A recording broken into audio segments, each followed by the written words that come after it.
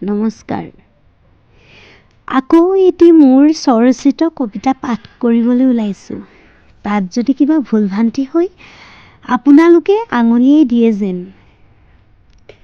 কবিতাৰ শিৰোনাম মা। পৃথিৱীৰ ভিতৰত শ্ৰেষ্ঠতকৈ শ্ৰেষ্ঠ শব্দটো হৈছে মা, যাক তুলনা কৰি কৰি ভাগৰিব নোৱাৰি।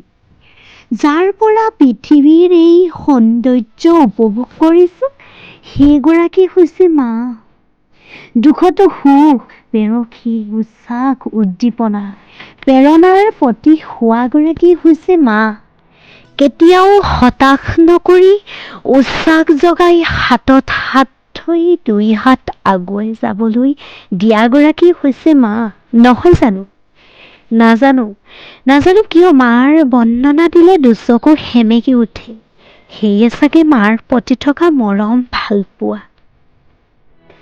মাৰ শব্দটো বৰ শুৱলাও, য'ত পৃথিৱীৰ আবেগ, অনুভূতি, হাঁহি কান্দোন সকলো সামৰি থাকে।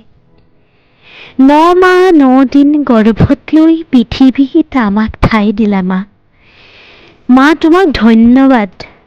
তোমাৰ কাৰণে দেখিবলৈ পালোঁ এই মায়া ভৰা পৃথিৱীখন।